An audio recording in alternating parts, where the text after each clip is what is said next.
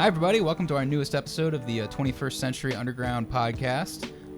With us today, we actually have a special guest who we will introduce to you.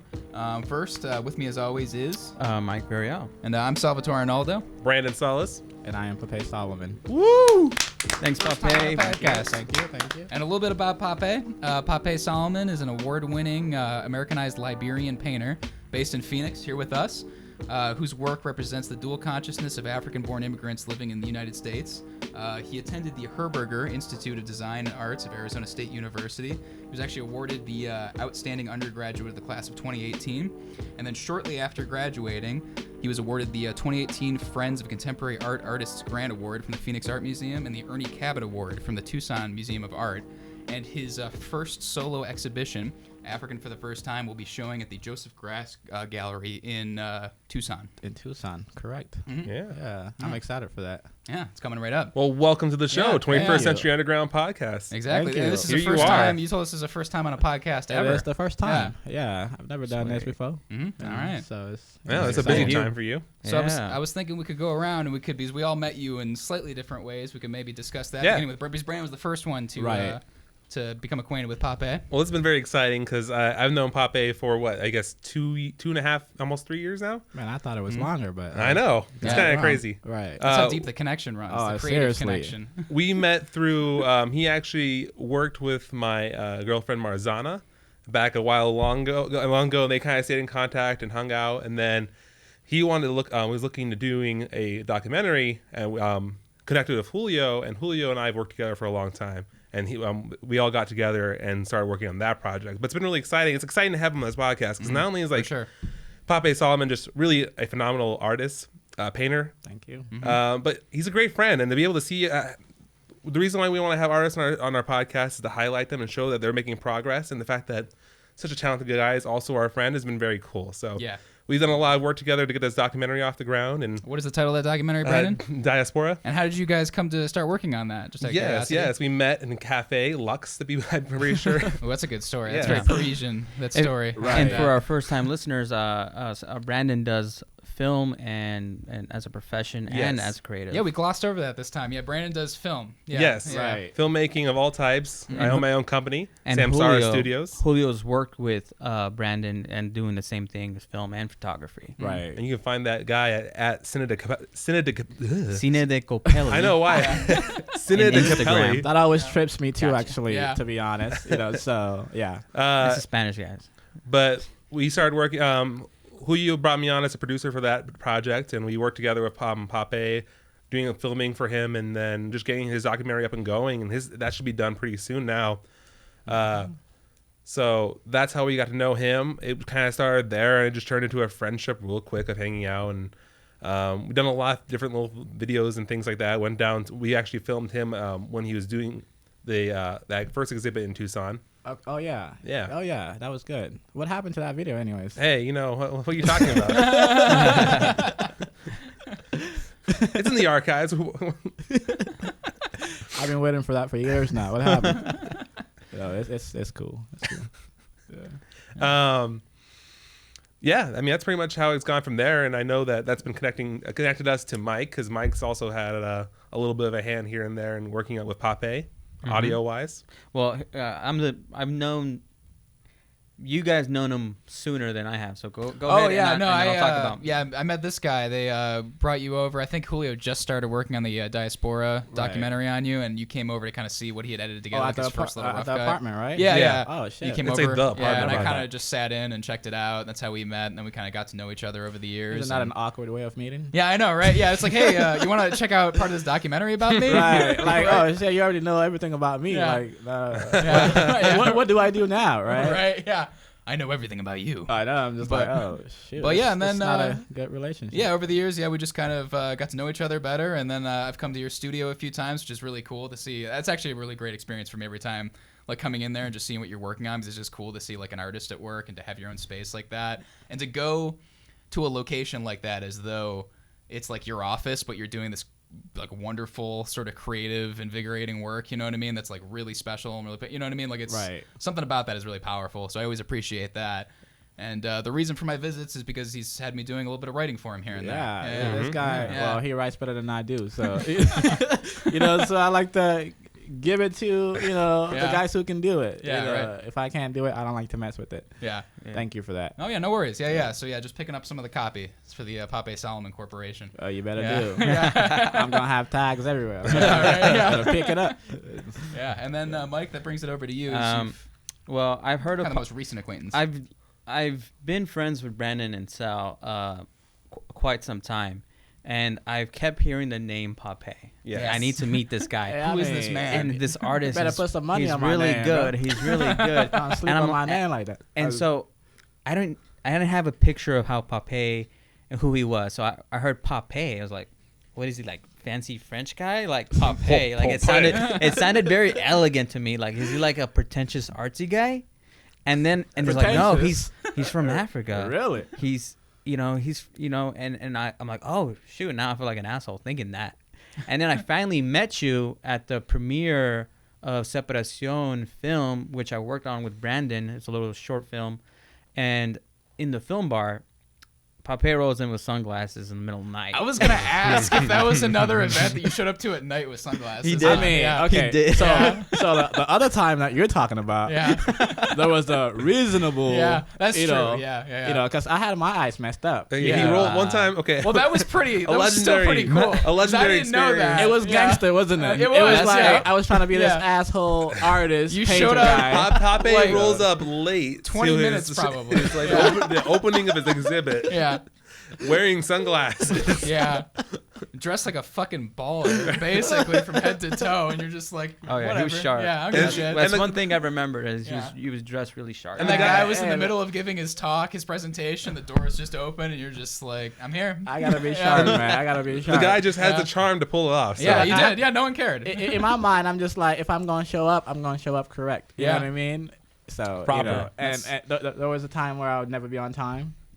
But now I'm better than that. 25%. Yeah. Yeah, a little bit. Yeah. Yeah, Yeah. Yeah. You get there when you need to get there. Exactly. Yeah. If it doesn't make sense, I'll see you when I see you. But yeah, it's crazy. It's kind of cool that we've all like met you and worked with you, but then you're literally using the things that we talk about all the time on our show about me being a filmmaker, Salvatore being a writer, and Mike doing audio. It's literally the reason why you've also worked with us. So yeah, he's Exactly. literally worked with every single one of us. I'm doing some stuff with him for his exhibition, and it's interesting because like not only he's our first artist in the show, but Papay is genuinely a friend at the same time, and so it's like it's awesome to have him. yeah. Well, yeah, it's that's a real watching treat. someone like make it. And that's like Yeah. really important. You know what I mean? Because then you feel like, I don't know, it Right. feels more attainable. You know what I mean? To Exactly. kind of get to your goal. Exactly, because So- they're like right next to you, and you're in a way involved in that process. I mean, you Well, guys that's a- literally have been involved. Yeah. That's the important part that we always talk about is it's working with each other, helping each other up. It's not like it was a whole money thing going on. This is literally artists supporting artists. So. Right. Yeah, but actually, all the way through. Yeah, Right. We're basically Yeah. just doing like sort of favors for each other, essentially. Exactly. Helping each you other call grow. me, I'm here. I call you, you're here. I Yeah. mean, Well, all these brains working together. and that's really important too, because when you give, you get. You know what I mean? If you're giving in like the right way, But I mean, it's Exactly. like when it's I mean, obviously you can get mixed up with the wrong people. It's not gonna, yeah, not gonna work out. I've seen that take, too. take. Yeah, It doesn't work. But you have to. But you have to be giving. That's the thing a lot of people forget. Like with art, especially when you're kind of trying to pursue your own solo thing. You're giving, and you have to give in order to get anything back. And I actually realized that as I was working on like that piece that I'm doing for you earlier last night. I was thinking about that. I was like just kind of doing a little bit of work on it. I was fiddling around. And I was thinking like, this is so cool to do this, to do something completely for somebody else, and to kind of try to use their voice and kind of interpret their art. You know what I mean? With what my medium is. You know what I mean? Because it gets me. Because I've been working on this thing lately, like a project for myself, and I'm just so deep in it, and it's just so. I don't know, it gets kind of heavy every now and then, like, just because it's such a big project, and then to kind of just get out a little bit and just breathe some fresh air with somebody else's work and like their perspective. It's very enriching. You know what I mean? Because you get to kind of see things. You from get different, inspired different quite light. a lot too. I mean, I can't work with audio the way Mike can. Yeah. Hearing him, play with those buttons might encourage me to maybe play with my brushes a little bit differently. Precisely. Yeah. Like who knows, right? Yeah. So you just bounce off ideas. And that's what cool thing is coming down. There's definitely been times where you just come down the studio and we're just talking, or whether it's in our living room, and I feel like we definitely inspire each other with small little ideas and how to do something different or a cool way to present our projects, and that's been a really fun process. Definitely. So, hey, I think we hyped up him so much. Oh, Let's talk man. about. Yeah, Let's no, get I was into gonna it. say You guys been we've talked blowing all about the this man you smoke are off my now. butt, you know, Yeah, so we've I'm talked just about like- your accomplishments. Let's Like, talk calm about, down with that a little bit. You know? Let's talk about where you came from. How Right. about so like you've got a really interesting story. So if you want to talk a little about these, I said before, an Americanized Liberian painter. What does that mean? Like, how did you arrive to become Americanized? What happened? What does that mean? Yeah. Man, so actually, funny story. I was scrolling down Instagram, or actually it was Facebook, and I know this girl from way back when I first came to the States in 2008. So her page, she's also a Liberian, and she had Americanized Liberian. I'm like, oh, shit. That's me right there. That's exactly how I feel. Because I was going to say Liberian American in the intro at first, and then I asked you about it, and I was like, do you like this? Is there anything else we could do? And I was like, wait. Nah, don't bring that shit here. Yeah. What is a Liberian American? Yeah. Like, what does that mean to you? Yeah, What is why is that? an Americanized Liberian? Well, hold up. Liberian American means something different to you. It does. And Americanized Liberian is what you relate to most. So what does Liberian American mean to you? What does that represent? Liberian American to me means that, you are Liberian, but you are also heavily American, right? But an Americanized Liberian is a Liberian whose body is transferred into this land. More of an immigrant. More of than an someone who immigrant. was born here. Exactly. Had ties from there. Exactly. To me, that's what that means. Obviously, I'm Americanized. Right. The way I carry myself, the way I speak, my slang and all of those things. But at the same time, I hold my roots super close to my heart. So in a way, I maintain that culture within me without letting it go. So I'm just a Liberian fellow who is now in America, going through these American experiences, but still remaining self. To say Liberian American would almost be like saying African American, where there's a whole different history. Exactly. Yeah. Exactly. Okay. And I don't think I really fit in that history, so I don't like to, brand my identity in such a way. That makes sense. Yeah. Gotcha. Okay. So tell us about that history. Yeah, that history, where yeah, you came from. I forgot to go back. I'm just like, Oh no, you're good. No, we paused. That was a really interesting distinction. So I'm glad we talked about that. right. Yeah. But where do I start? Start at birth. Man. Yeah, I mean, shit, that's interesting as well. Yeah. Man. There was something going on when you were born, before right? I was even born. Yeah. So my mom had to flee Yeah. from Liberia because around that time, in 93, there was a civil war going on. And I think it lasted for quite a while. So she had to flee when she became pregnant for me. And obviously she carried me in her stomach while the war was happening. So she fled, and on her feet she walked for thousands and thousands of miles with my sister. Crossed the border eventually. She was lucky to, because sometimes don't let you in a neighboring country, especially if a war is going on, to keep down the refugee population and all of that. So after that, she goes, and at the end of that year, I was conceived in Guinea. So although I was conceived in Guinea, I don't refer to myself as Guinean, because obviously they did their thing back in Liberia, right? The only reason why I was born in Guinea was because of the war. I was forced to. Yeah. So now I feel like if I identify as Guinean, I would be letting that experiences go. Right. What made me who I am, and what made me, just what influences how I think, and all of that would be, washed away if I neglected that. Right. So I'm Liberian, full, but just born somewhere else. Just the way I live somewhere else now. So how'd you guys come to the States? Oh man, so yeah, I was born in a little town called Gigadu in Guinea, and I was raised there till I was 5. I mean, only my mom was around, so my mom and my sister, but we had everything that we needed. I mean, we didn't have much, but we had everything we needed, really. So when I was 5, what were the conditions you were living in? oh, then it was good. Yeah, we had our own house. We had food. We had water. Mhm. We had the basic necessities. I mean, we're like balling, but Yeah. we were good, dressed well. I have some pictures too. And then when I was 5, a civil crisis happened in Guinea. So we had to flee, and then eventually ended up in a refugee camp when I was 5. And then stayed there for 9 years, and then came to the States after that. Mhm. So yeah, What happened to the camp? Like, did the camp close down and then you guys had to come here, or did you guys get like a sponsor to come, or what? How'd you? interestingly, I've stayed in 2 camps, Mm. right? So the first one, I think we stayed there for about 5 years. Mhm. And it was, they had to close the camp because obviously it was overpopulated. And also, those people in that area were tired of having refugees, like, come in their spaces and, just be, so they had to kick us out. And then we went to another camp after, traveling in vans, not vans, but like trucks. That are typically used for like animals and whatnot, right? Packed up in there, like basically animals, for many, many hours and many, many days. Interesting travels, and made it to the other camp and then stayed there till America. Yeah. Last question for me, for the moment is, what are these camps? Why were they formed? Like, who runs these camps? And is it like, what are these camps for the people who don't know? So these camps are basically spaces that are created in a very remote area with nothing, no running water or anything like that. Temporarily built with,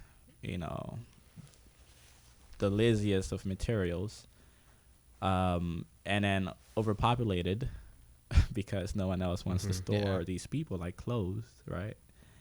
And then people who flee from their countries due to war and other political issues, that have nowhere to stay and have to be in a neighboring country where those people don't really want too many refugees either, or runaways or whatever you want to call them.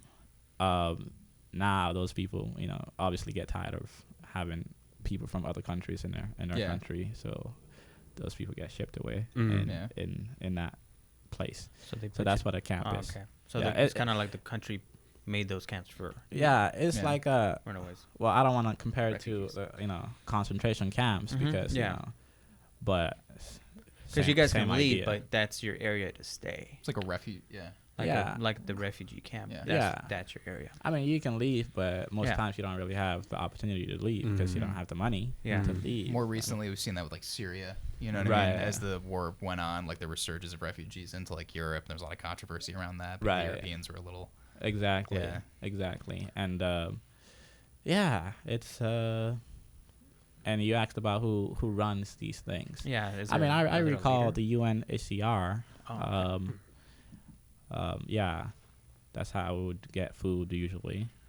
So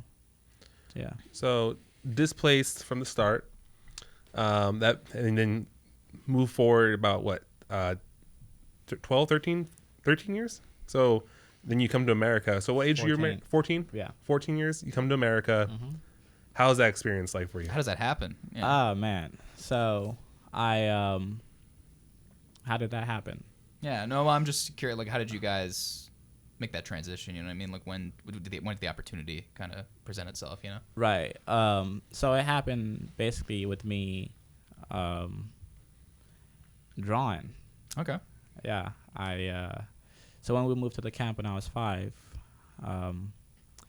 I basically was caught in a space where I needed to figure out what was happening around me because, I came from a place where I had everything that I needed, food and all of that, clothes and all of that, and came to a space where now I had nothing, really, and situations were very dire. So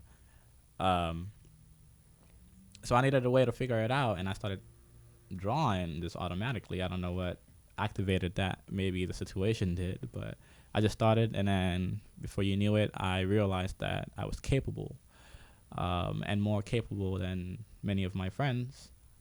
And I am an observer as well. So I like to observe what's going on and take a record of it. And that was my way of taking a record. And the more I did it, the more attention I garnered. And it came to a point where I caught the attention of a social worker that flew to Guinea in a camp to do her work.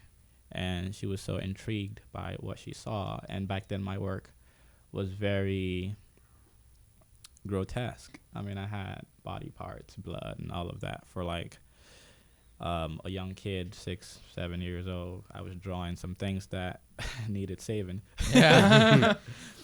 So she saw that and she was intrigued, but at the same time super worried. Yeah. And then she started like a resettlement case for the family. Oh wow. So it was actually I didn't know that. That was actually your like artistic Right. expression that like actually got your family to the U.S. Yeah, Wow. you can say that. Yeah. Wow. Yeah. What mediums were you using? Anything I could find. What the hell you mean? What medium? That's a very Mixed mediums. Yeah. I didn't know what medium Yeah, right. was Well, at that point. Crayons and markers. I mean, I can say what materials you were using, but So, you know what I mean. yeah, lined paper, notebook paper that I had for school that I had to take notes. Yeah, I would doodle in there. Yeah. With whatever pen or pencil I had. So that was it. It got to a point where my mom would get mad because I would use these, these pages, that I'm supposed to be using to be taking important notes for doodling and funny faces and things like that.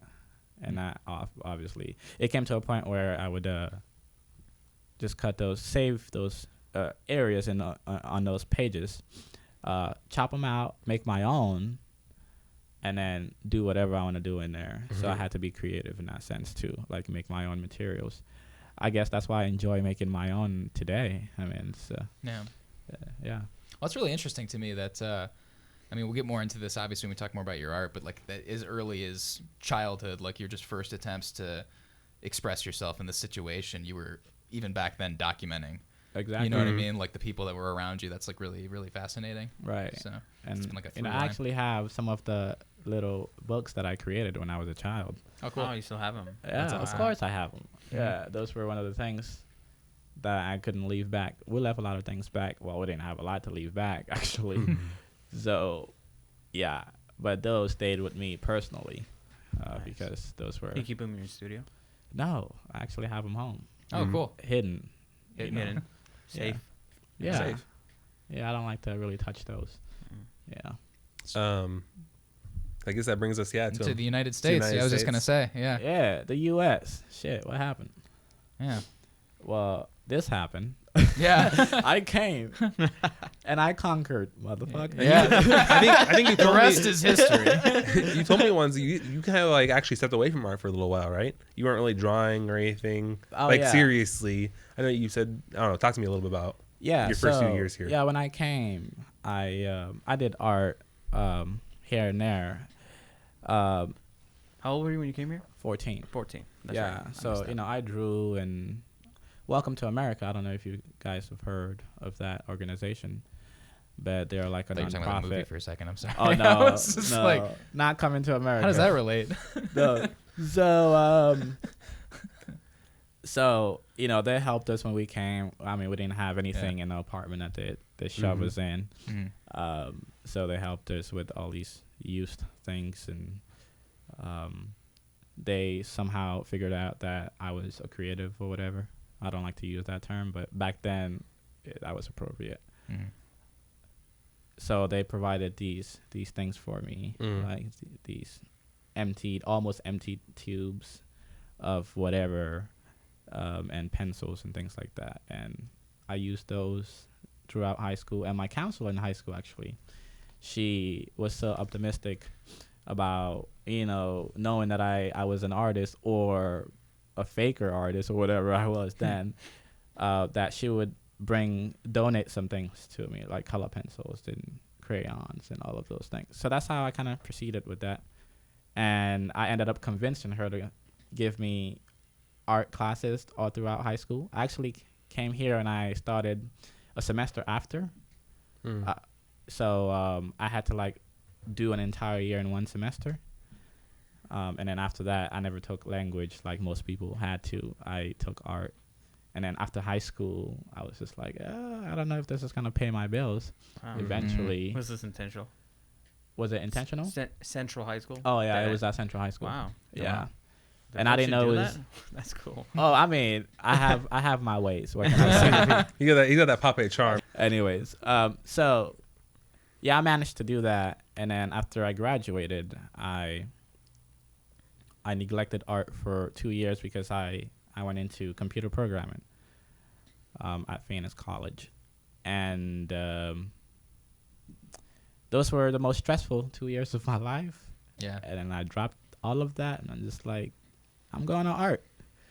After, I was introduced to an artist who was taking art classes at Phoenix College. She's just like, oh, you should take an art class and just test it out and see if... Yeah. I did, and here we are. Yeah. Yeah. And literally the rest is history at that point. It was like kind of a whirlwind since Do you know? then. Do you still talk to her? What's her name? Do you remember? No, it was Just a random person. a wavering imagination. I always forget that you put art down for so long and then just sort of got back into it in college, and then like where you're at now is really amazing. Yeah, Considering, I don't know, like when you see someone, this is gonna sound like I'm blowing smoke up your ass again, but like when someone has like a talent, I don't like smoke. Yeah, someone has like a talent that's like as developed as yours. The fact that you more or less did, so much of that like in college, you know what I mean, in those years, that's pretty amazing. That's like a lot of development in a really short period of time, I feel like. Thank you. So it's always been in my blood, I like to think. Mm-hmm. Yeah, so I took it really seriously then. I was better than most people when I was very amateur. Yeah. As well. So I guess I was just being gifted. Right. And now I'm just putting the time in, and with time and hard work, things come about. So now the focus is there. Right. Before it wasn't quite there because I wasn't really sure. Well, I was sure. Well, I had this. I always knew. Let's put it that way. So I like to say I've always been sure, even though I wavered here and there. Yeah. I maintained. Yeah, when I was a little kid, I used to make stories, but I would just like draw pictures and put them together, like from the time before I could had like language or could read. Exactly. Yeah. So I know what exactly. You mean. Yeah. So that's kind of how it goes. Or you grab a camera and you get hooked. Yeah. Yeah. Literally. Or you hear your first sound and then you go damn crazy. Yeah. Yeah. Yeah. That's what he does. I was writing raps when I was in 8th grade. Exactly. Yeah. You hear those, like those breaks, poetry, and all of that thing, and you're just like, oh shoot, this is. It's a pull. An area where I belong. It was that for me. So talk about we kind of been a little vague. So talk to us about your current medium of choice and what's been what it's going to be in your exhibit and what you've been kind of getting we haven't even talked about for. your paintings yet. Yeah. Let's get into that. Yeah, that's really interesting. Man, my medium of choice is oil painting. Oils are the most sophisticated language in Western art. And since I'm in the West, I wanted to partake in the most sophisticated setting possible. I like to have fun and all that, but I also think that intellectual stability is important, especially if you want to make a lasting impact. You have to be mentally sound to do so. So, I like to do the best with the best, whatever that means. So wherever that takes me is where it takes me, really. Yeah. And oil paintings, just oil, the year before I started painting with oils, I think 4 years ago or so, I messed around with acrylics for a little bit. Before then, I drew a lot, with dry medium. And then I tested acrylics here and there, just played with it. And then as soon as I touched oils, I was like, ooh, this is it. Yeah. I taught myself how to do a lot of things with oils, and when I saw that, I'm just like, oh shoot, This is it. You were telling me like a while back is when you're dealing with oils, it's almost like you got to deal with a little bit of chemistry, right? Exactly. It's like being a chef. It's like being a pharmacist, or even a doctor. Really, it's very sophisticated. Basically mixing all these chemicals together and these pigments to kind of get this look and get this effect and transfer this emotion through just layers of oil and pigment. There's truly magic around it. It's like creating magic out of crap, really. Yeah, it's like Thing. alchemy. Exactly. Yeah. It's just like, damn, this is magic, really. Yeah. So Magic. That's magic, Yeah. right? You spend a lot of time just creating your palette before you even start painting, or Oh, sometimes I take at least 30 minutes to mix. I don't like to use straight out of the canvas, out of the tube. I know artists who do that. I don't. It's okay. I don't respect it because I feel like anyone can take a tube of paint and just pour it and paint with the brush. What makes you different is your ability to mix those colors and transfer your own personality through those palettes. So yeah, that's why I do my best to maintain my imagination, my feeling, because I don't really think about it. It's just innate. and not to be too on the nose, but what do you paint? I paint people. Yeah, I paint young African immigrants in the diaspora. My work is heavily focused on telling their stories from a very authentic perspective, because I feel that those stories are not often told the way they're supposed to be told.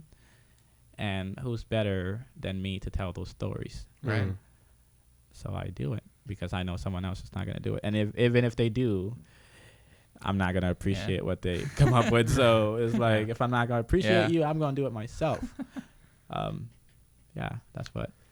How did you come to start doing that? Like, what was the first step on that journey as far as, like, you know? Oh, man. First step on, like, painting young Africans? Yeah. Portraits and stuff. It started with painting myself. Okay.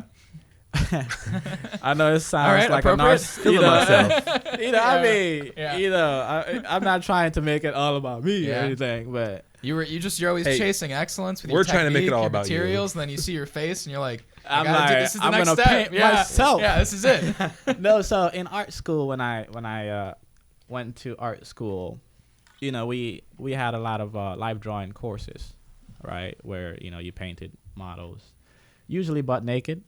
Yeah. Man, the first time I did that, I was so uncomfortable. It's like, should I be looking at this in this way, or should I be looking at it in this way? I've been there. You know what I'm saying? Yeah. Did you ever see that? You've been the model? Did you ever see that I've been there Family for Guy? art. That Family Guy episode was in the new drawing class. He's like, "Do I draw the penis?" Exactly. So there came a point where I didn't draw the penis. I figured out like a creative way of like covering it up and making it more censored and whatnot. It's like Starry Night on the guy's crotch, basically. Exactly. But after just a week or so, basically I just shut all of that down and it just became professional. And you started drawing the penis. Yeah. I mean, it's a part of the body. It's not drawing the body. It's a part of the Penis body. is a part of the body. Exactly. Even though it comes out. An insane amount of detail in the penis, and then like the rest of the body's all big. There were a few girls in those classes that focused on the penis. I'm just like, girl, what? Yeah. What have you been thinking about? There's so many details. I bet in you names Exactly, and like stuff. like the face They're not is hard. like the face is supposed to be the most important thing since it's a person. It'd be funny if they're drawn hard though. Right. It's like no. I've been to Flesh tone red. I've been to an art school and I was a visual artist. Other than being a like that fun hair. visual art was actually my other passion, other than doing music and audio and stuff. So I kind of understand a lot of what you're talking about. And the human form, isn't that sometimes one of the most difficult things to draw or paint? Mm-hmm. Yeah, it is, especially the face. And the hands are another super difficult thing. Like I said, I like to be involved in the most sophisticated. which directed me to the face as well. Yeah. But somehow, Because your paintings, someone who looks at a lot of visual art, especially the paintings you draw, they're alive. And so a very big thing that a teacher of mine told me is like, when you're making something 2D into alive, as a being, especially someone, when you're looking through someone's eyes, it's not like if you're not getting it right, they may seem like not real. mm-hmm. But I always see this very detail, like someone who's actually there in front of you. Like it's like animated almost. Yeah. Yeah. Important thing to point out is Papay Solomon, which you somehow managed to avoid. I've been trying to coax it out of you, but Brandon was managed telling to us before avoid it. this that he's a master interviewer and he can All get right. anything out of anybody. Let's check out your Yeah. skills. Well, no, Let's I check just- out your skills, bro. I just wanted to. I mean, it's the thing to point out here is these paintings are very hyper realistic, Yeah. while also having this abstract feature about them, and that's what's something that's really incredible about them. But the realism is amazing, and that's what we're kind of all touching on without kind of directly saying. Yeah. They're The- so. Yeah, we're- Yeah, We're all it's kind of like, dancing around what is it. that dust in the what air? is this? Yeah. But like, Super realistic. I mean, look it up. I mean, you can listen and look this up on IG at the same time. Go to Yeah. at Papay Solomon. You'll see them all right now. They're unbelievably realistic. They have like these details in the pores and everything like that. It feels like pictures, but at the same time, what's magical about them is they're not just pictures. It's more than that. The paint, the things that he's talking about, this intense with the mixing and all that. It comes together to create this image that's You're doing paintings, There's a so lot. you're doing more than a camera could accomplish with your paintings. Exactly. There's an expressiveness in there. Exactly. There's a lot of energy there. And Yeah. my goal has always been to paint life, Mhm. like actual life. That's like one of my desires, right? And in order to achieve that, I think you need to go way beyond a camera, because a camera cannot see like your eye can. So, I mean, obviously it seems super realistic, but I'm not fully tailored to what the camera gives me. You know, I use my own artistic freedom to make it what it needs to be. So basically, like I was saying, in art school, with those models, often I only got the chance to paint one model that was black, Oh. or close to my complexion. So basically, I was forced to go home and draw myself quite a lot. There came a point where I felt like I drew myself too much, and Rembrandt was one of those guys who drew Yeah. himself too damn much. Yeah. And I was just like, I don't know if I want to be remembered like this guy. Yeah. You know, like, I don't want to make this all about myself. Those shadows. though, Directly, right? So when I went transferred to Arizona State, Herberger, I was presented this project by a professor. So basically, we were taxed with going back in art history, taking a classical painting and making it contemporary, putting our own spin to it. Mm-hmm. So I did that. After a few weeks of research, I landed on Jan van Eyck's Man in a Red Turban portrait of himself. And when I saw that, I was, instantly, captured and hypnotized. Primarily because he was wearing a turban. And at that point, I'm just like, he's wearing a turban, and it's a very, very African thing. So I needed to take it back home. And that's what led me to painting myself. And after I painted myself, well, around that time was when I was very interested in my own history. Mm-hmm. And I was trying to figure out who I was as a person and what I was trying to achieve and all of those things. And that painting came out of it. And after that painting, I needed to postpone that process. So I thought, why not paint people that I can relate to? In a way, paint myself through these other faces. That's what, in a way, generated this series and project that I've been focusing on for the past 3 years. Mm-hmm. Yeah. Wow, it's been 3 years. It's been incredible. 3 years. It's insane what was happening in 3 years. It's Yeah. like, Yeah. wow, it's been 3 years and this has happened. Whoa. And so, going about, like, you prefer calling the people you're drawing or painting as sitters instead of models or subjects. Right. And is there a reason why? Of course. Yeah. I like to Everything hear. I do has a reason. I just don't take shit out of my ass. It's because I can take it out my ass. That's a quote Papay Solomon. I don't just take shit out of my ass. Exactly. That'd be Quote like me. on the wall in Tucson. Put you my know? name on it. Yeah. Put my Put my it name on a on shirt. it. Yeah. The word subject or model to me just has this objectifying quality to it. Mm. And I feel that words are very powerful, right? I mean, Dave Chappelle's Sticks and Stones, right? That's another example of that, right? Flipping that whole idea of words and what he was expecting and all of that. So words are very powerful, and what you speak manifests itself. So I see myself way more than that. So I prefer not to call them that, because in term that'll be calling myself a subject, like a study piece. And based on American history, you know very well that in this society, black people were used as subjects, right, Yeah. for medical purposes.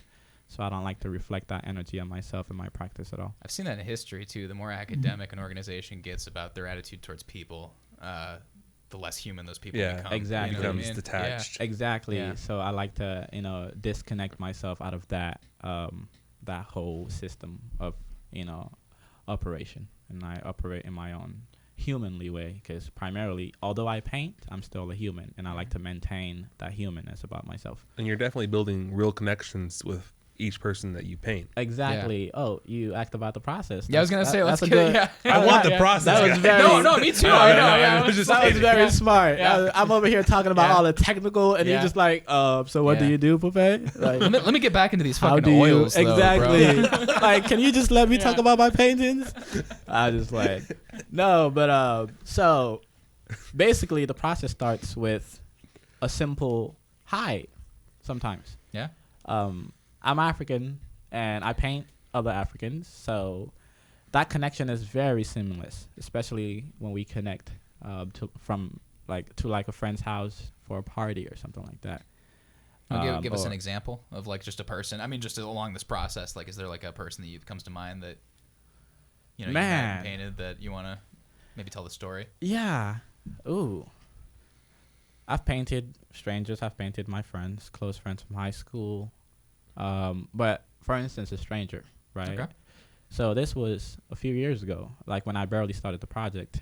My feet weren't soaked, and Yeah. I wasn't. My conceptual points weren't as stabilized and polished as they are now, but it was on Facebook. We had this brief. I posted a little drawing on Facebook, and she was like, "Oh, you're so talented. Oh, so amazing." That was it. A few weeks later, I shot her a message like, "Hey, You slipped in the Slipped- DMs. I was just gonna- yeah, I you slipped in the your DMs, bro. Yeah. I told you about that Oh, limit. man. Didn't I tell you?"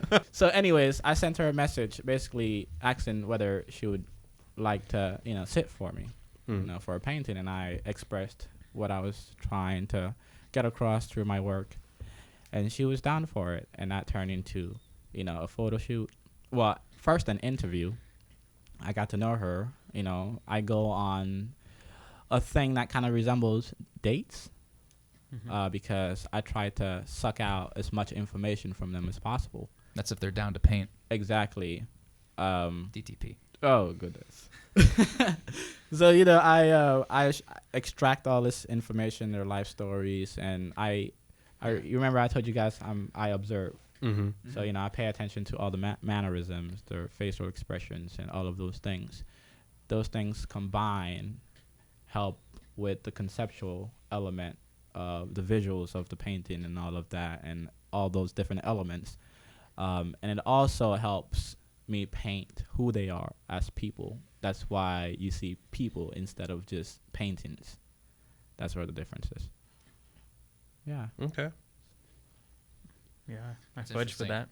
And then you take all that, and you go back and you paint your studio, and you Take all that Yeah. and, paint, listen. Sometimes I listen to those conversations that we have. I record all those, with my iPhone to make it less intimidating. yeah. Record it, and when I go to the studio, I listen to what they had to say and remember those feelings that I felt when I was in front of them. So you're painting like their. That's cool. It's like you're literally painting their personality Exactly. as much as their face. Exactly. So Uh-huh. all of those things combined help me paint what you see. And you said you also do like a photo shoot with them too. Yeah. Right. Yeah. Yeah. Okay. Yeah, I take the photos because I have history with them, so I know how to kind of deal with them. Here, try to give what's a micro example of a distinction you've made in a painting to help express personality. Ooh. Yeah. In my upcoming solo exhibition, African for the First Time, there's this painting called If You Don't Remember, It Wasn't Important by Soraya Merdadi. So with that painting, she's a very private person. And I don't know how I managed to get her painted, but boy got served. Suave for days. Papay gets it done. Yeah. You know what I mean? Yeah. So I kind of got it. Gets his man or woman. You know what I mean? Oh, shit. All right, both. Anyhow, so Hey, I man, got in the this- world of painting, anything goes. anything goes, Yeah. man. I've seen plenty of nude males, and I've painted a lot of penises in my life. So it's like, He's seen plenty of Hey, dick. you Their, know, their bodies. I mean, they're like right in front of bodies. They're connected. You know what I mean? It's the whole Yeah, thing. it's a whole system. Right. But anyhow, He's numb to it now, actually. it doesn't even not phase numb. me, especially when I grab that brush. natural. It could be like the hottest girl. I am like, in the shit, zone. fuck Wow. out of here. The hell? Yeah, bro. Anyways, but with Soraya, she's a very private person. And even the way she's composed in the painting, her kind of letting me into her life, that was me expressing how she literally welcomed me, because it wasn't she's easy. your friend. She's a friend, right? Yeah, she's my Long-term friend. It's my longtime friend. And I met her through your girlfriend. Yeah, she connects a lot of people. She does. She's like, Yeah. she's Shout out like Marzana. that woman that just knows everyone. Like, a plug for Marzana. you should check out that person right there. You should, anyhow, just the composition, how she's looking at you, how hopeful she looks, all of those things, come directly from who she is as a person, based on my, collections and. I do think it's a good memory. example. I've had the pleasure of seeing that one live. Oh, yeah, that's or right. in person. I was gonna say something we haven't touched on though is the in your work, you have the person themselves, like you paint the person, but then they're usually like adorned in like some sort of accessory, particular or yeah. clothes, particularly the textiles. Right. Do you want to talk a little bit about those and what they represent in your art? Because I know that's very important. Of course.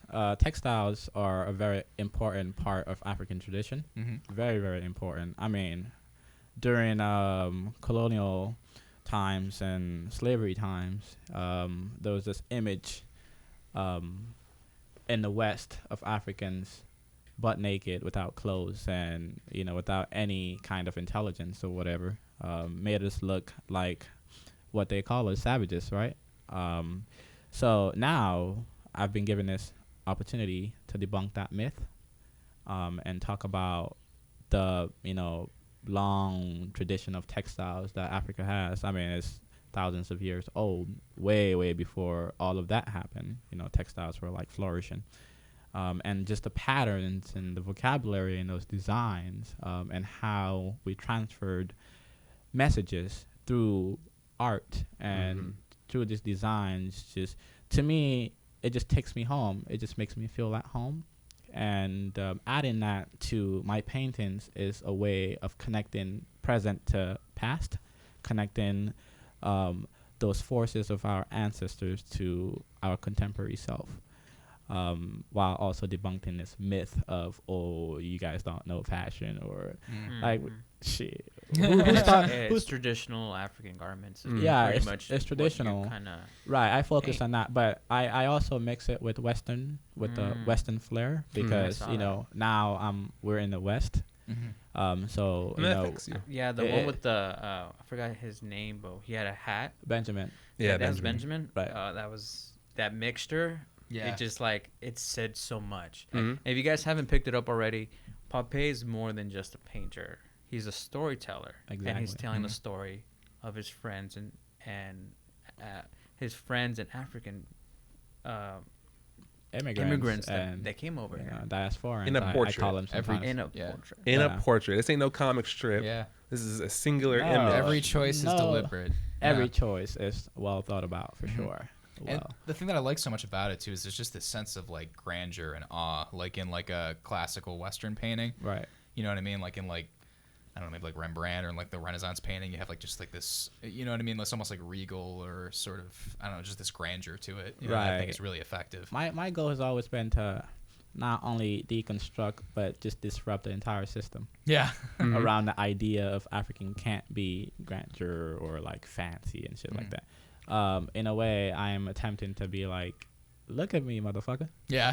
I am right here, and I've always been here. Yeah.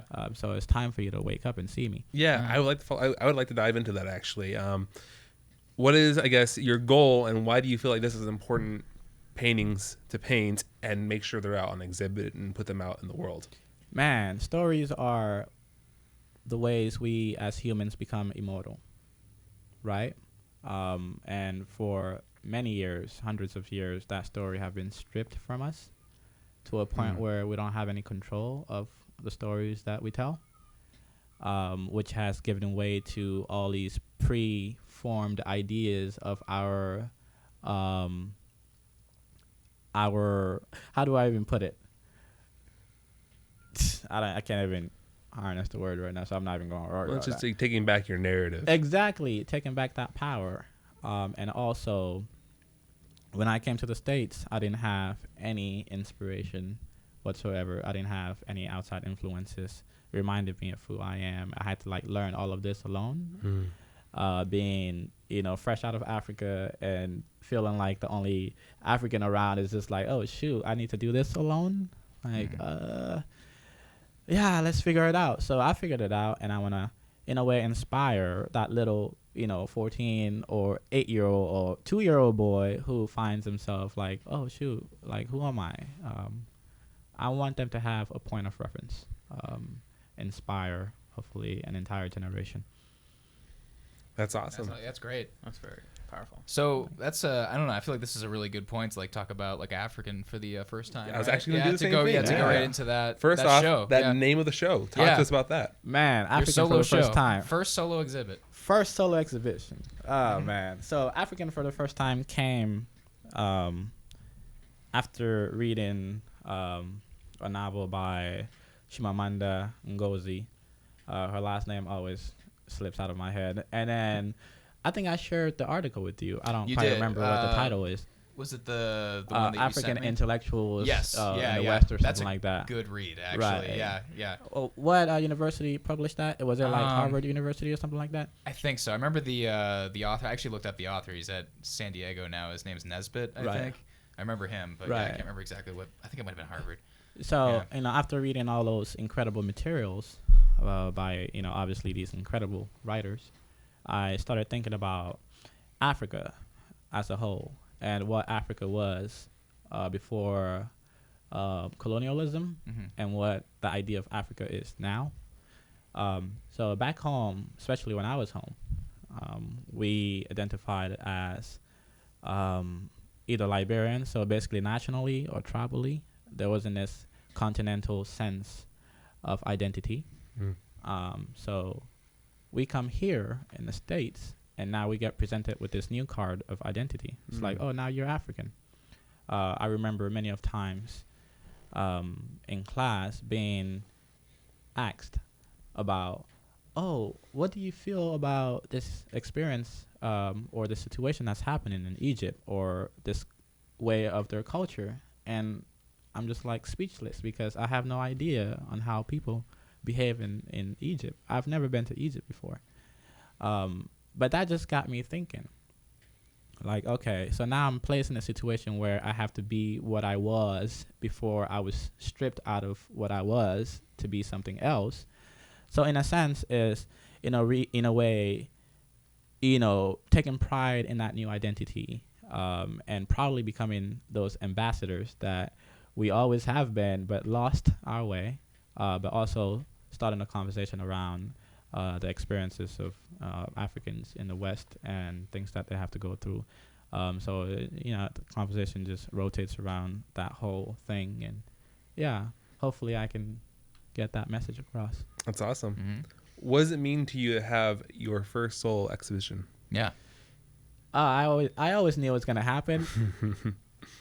So much damn work, man. But it's exciting. It's super exciting because obviously I'm in control of everything. Just the process of seeing your vision, this thing you held in your head. I mean, I always do it in my paintings, but to see all of that in a collective setting where you control the entire experience, to me, that's power. That's power. That's supreme power.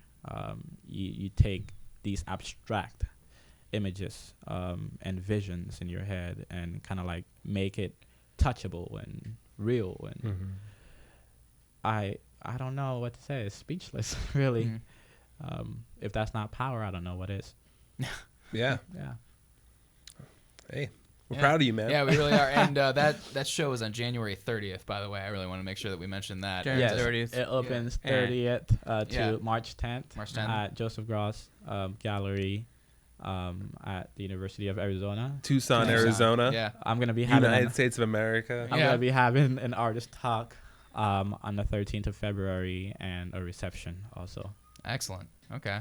Given the title of your new show and its theme and kind of like what I don't know, like the approach that you're taking to this and the way you're sort of addressing history, something that like really interested me in that article that you sent me was he was talking about sort of almost the duty that African exiles have to their country of origin when they go to the West, Right. and learn from the West, and then going back, it's almost as though they owe something to their homeland, like as though, I don't know, to like make things better, to sort of enrich the culture in some way. Like, do you feel any sort of, I don't know, debt to Liberia that you'd ever want to go back or do anything? You know what I mean? Of course. Yeah. I mean, definitely. I am who I am because of my story and how I was raised, those traditions and culture that I grew up on, right? That's what I guess enforces my attitude and the way I see life and how I react to things. So I definitely owe a lot of people because back home there's this saying, a child is not raised only by their parents but by the village. I'm just paraphrasing. Right. So I feel like I've been raised, and I'm still being raised by an entire village behind me. Like Denzel Washington likes to say, each one teach one, right? Yeah. So I succeed, someone else is going to have to succeed because you give back when you accumulate all these things because you don't do it all alone. Yeah. So I owe it to many people. Okay. Cool. Of course. That's good. So I think that's a good ending point for our episode then. That was great. Yeah, it was great having you on the show. Yeah. Thank you. Yeah, We're thank you. super excited to go down to your exhibition. Thank you. Admittedly, I don't know if I'm able to make it down the 13th. What time? Okay, well, actually, what time on the 13th? Is it like So, in the evening? 13th, yes. The 13th at 4 p.m. the artist talk. The 30th? The The 13th. Oh, the 13th. February. Oh, Yeah. February. Yeah, so I okay. have my artist talk for an hour. So basically from 4 o'clock to 5 o'clock, we're doing, Well, I'm let's see if doing I get artist Marzana off early that day because I would really like to be there. right. So, And so then, both be there. from 5 to 6:30, we have the reception for the opening. So I think, just the way we planned the show, it's nice because not only are you just seeing these paintings and hearing these voices, you actually get you get a chance to hear me talk about what inspired me to form things the way I formed them. So I'm excited. It's gonna be really cool. with his exhibition, it's not just a matter of just putting paintings on the wall. The whole thing's going to almost be an art piece, and that's what's going to be really exciting about it. Exactly. There's a lot to it. I know he's doing some stuff also with Mike about it, right? Right. Yep. You Yeah. know, we're working on some audio pieces. I'm going to keep that a surprise. Yeah, we won't keep saying anything more then. If you want to see it and you want to hear it, well, you better get your ass to Tucson. Get then. to Tucson. Like, what's up? Papay Solomon. Papay Solomon, everybody, thank He's you so done much for being exhibits. here. He's thank you. sold paintings already. you. Man. Yeah. We're really glad to have you. Yeah, you. we really are. Thank you very, very much for having me on the show. Yeah. Cool. I guess there's one last final question. If you could just say something for all of our listeners out there who are trying to do their own artwork, trying to succeed in the same way, whether it's in whatever medium of their choice, you have anything like you want to share with them? Of course. Should I look at the camera while I do this? look at the camera. Look at the audience. Talk to them. If you're gonna choose a creative path or whatever path that you go on, I guess the most important part is believing in yourself. Just having that belief in yourself will definitely propel you to achieving greater things, because when all else fails, you still believe in yourself. But with that, there's a double take. Believe in yourself in something that you know you're super capable of, even if someone doesn't see it. If you suck at something, believing in yourself is just a waste of time, because if you suck ass, you can only go so far. Everyone has a gift. Everyone has that thing that they can do exceptionally well with the least effort. Everyone's responsibility is to find that one thing that you can do exceptionally well and do it. Put all your eggs in one basket, and I promise you it'll pay off. But if you're that person who just, has every egg in every damn basket, basically the energy that you are going to share with on those things are going to be very limited, and that can only take you so far. And the last thing, you can be talented. Talent is one thing, but 95% of it is hustle, hard work, those sleepless nights. You're going to have plenty of them. So make that fun. The process, make it fun, because the process is where the magic happens. If you're one who is too comfortable in your skin and you don't like to feel pain and you don't, I'm straight from the studio right now and my eyes are super red, and I'm tired. And but that's what happens when you have a dream and you have a responsibility. You work hard until you can't work hard. And trust me, you'll be surprised by what you can do if you just put yourself in it and figure it out. You're stronger than you are, so keep pushing, but be smart about it too. Work hard. That's all I gotta say. Cool. Awesome. Yeah, You thank you guys so heard- much. Excellent. You guys heard it here first. Papay Solomon.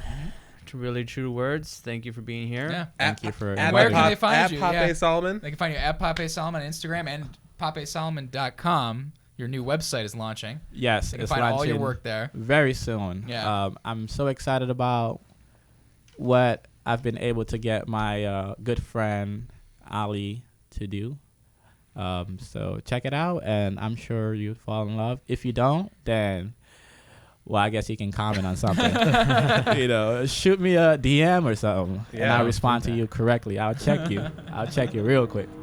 Thank you so much, guys, Yeah, for thanks. listening. Welcome. And Thank you, as guys. always, you can find us at 21st Century Underground on Instagram and 21st Century Underground Podcast on Facebook. Underground. Uh-huh. We work hard. And that's us. Yes. Yeah. Hustling. Also, Thank you so much. Thank you. thank you.